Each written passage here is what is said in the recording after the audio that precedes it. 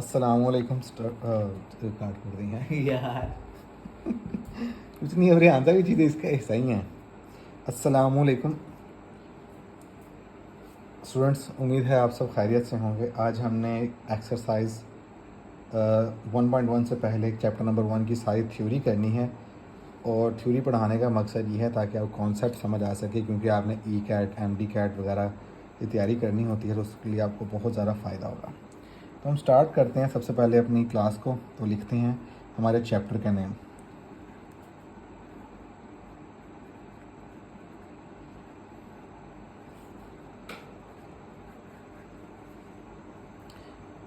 तो चैप्टर का नेम है कॉम्प्लेक्स नंबर्स। ठीक है। अगर आपने 9th 10th में देखा होगा तो आपने कुछ बहुत इम्पोर्टेंट 3 नंबर्स पढ़े होंगे। इनमें सबसे ऊपर आता है आपका रियल नंबर। ठीक है। रियल नंबर्स जो हैं वो फर्दर डिवाइड होते हैं 2 नंबर्स में।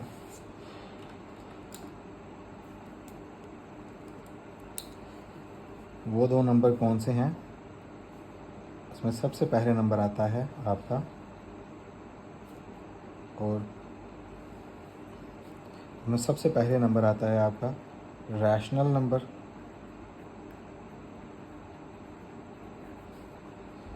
नंबर्स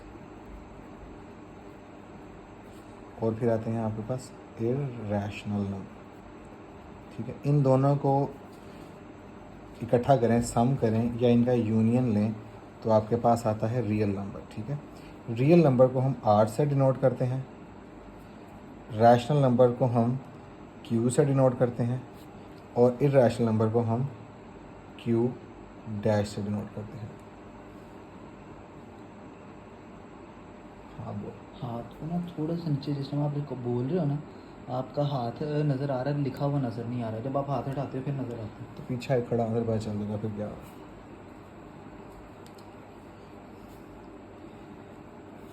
तो कुछ नंबर ऐसे भी हैं जो रियल नंबर में नहीं होते, उन्हें हम कहते हैं कॉम्प्लेक्स नंबर।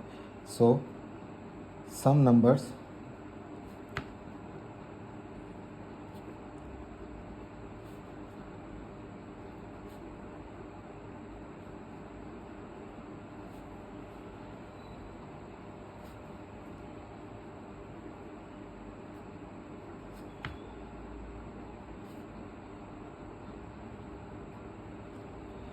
वो नंबर जो कि आपके रियल नंबर के स्कोप से बाहर होते हैं उन्हें हम कहते हैं कॉम्प्लेक्स नंबर्स। क्या कहते हैं हम?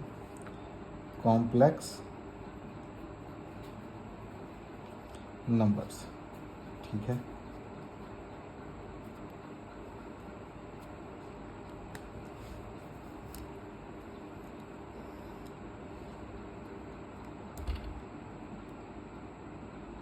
बार बार आपका टच हो रहा है, मोबाइल हिल रहा है।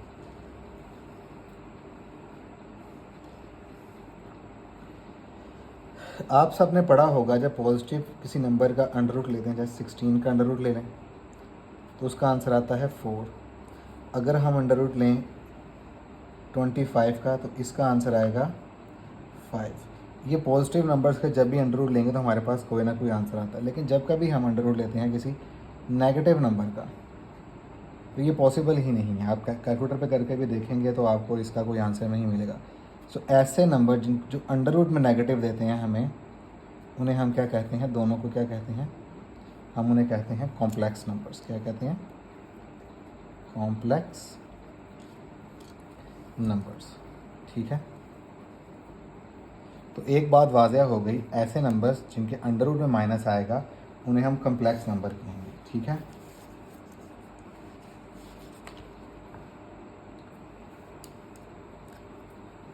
अब हम पढ़ेंगे uses of complex number. Uses of complex, कहाँ कहाँ कॉम्प्लेक्स नंबर इस्तेमाल होते हैं। पढ़ने के साथ हमें पता होना चाहिए कि आखिर अगर हमें इनसे वास्ता पड़ेगा तो हम फ्यूचर में से कहाँ कहाँ इस्तेमाल कर सकते हैं और ये कहाँ कहाँ यूज़ होते हैं।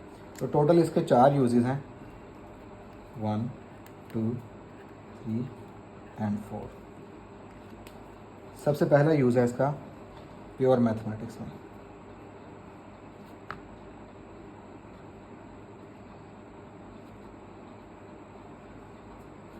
दूसरा यूज़ है इसका अप्लाइड मैथमेटिक्स में।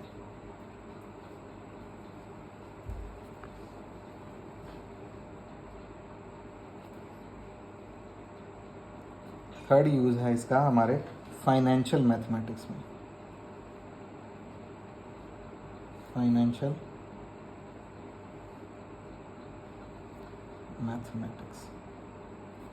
चौथा यूज़ है हमारा कंप्यूटेशनल मैथमेटिक्स, जहाँ पे हमारे कंप्यूटर्स वगैरह और स्टैटिस्टिक्स वगैरह आते हैं, उन्हें कहते हैं कंप्यूटेशनल मैथमेटिक्स। हम इसे वहाँ पे इस्तेमाल करते हैं। ठीक है। अब जो सबसे इम्पोर्टेंट तरीन चीज़ है ना, वो है हमारे कॉम्प्लेक्स नंबर को शो करने का।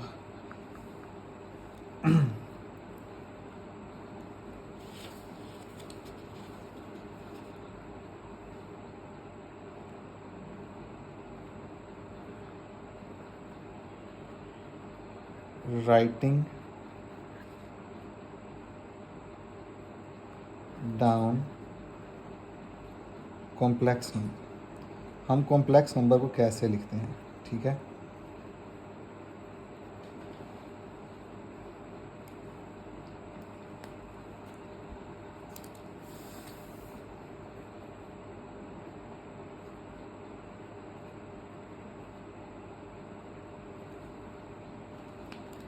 कॉम्प्लेक्स नंबर में कॉम्प्लेक्स नंबर को हमेशा हम इस तरह से लिखेंगे। ठीक है। जिसमें ए एंड बी दोनों क्या होंगे? दोनों के दोनों होंगे रियल नंबर्स। ये रियल नंबर होते हैं। ठीक है। लेकिन आपने याद रखना, but you have to remember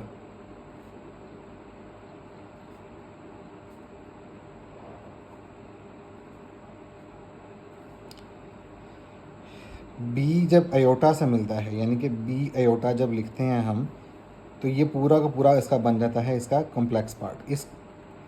इस हिस्से का बन जाता है कॉम्प्लेक्स नंबर का कॉम्प्लेक्स पार्ट बन जाता है। अब ये कॉम्प्लेक्स पार्ट्स क्या हैं मैं भी आपको बताता हूँ। मैंने आपके पास ये लिखा एक number a plus b iota. ठीक है। अब इसके दो हिस्से हैं, एक ये वाला जिसे हम कहेंगे इसका रियल पार्ट। Real part. ठीक है। अगर हम इस नंबर को, एक और आपको चीज़ बताता जाऊँ, अगर हम इस नंबर को जी से रिप्रेजेंट करते हैं तो हम इसे रियल पार्ट को लिखेंगे ऐसे REZ। ठीक है। यानी कि RE से मतलब है कि इसका रियल पार्ट ऑफ जी, यानी कि इस कॉम्प्लेक्स नंबर का नंबर है। फिर जो इसका दूसरा हिस्सा है ये वाला, इसे हम कहते हैं इसका इमेजिनरी पार्ट।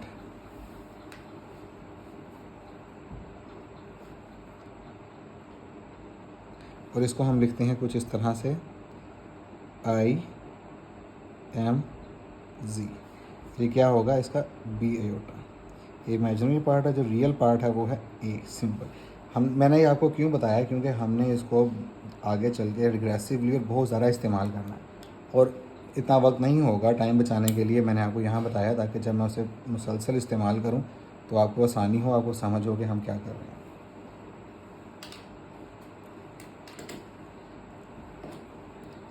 और सबसे इम्पोर्टेंट चीज़ जो मैं आपको बताना चाहूँगा वो है यहाँ पे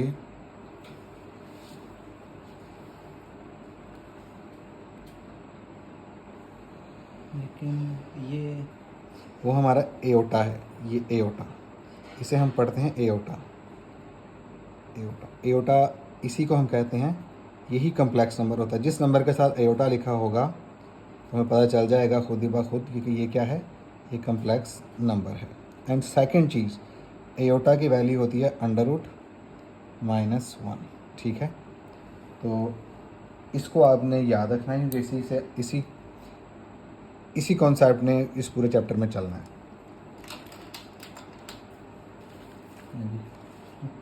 अभी तो ये हुआ ना यार, है बंद कर दूँ कि अभी चलाना?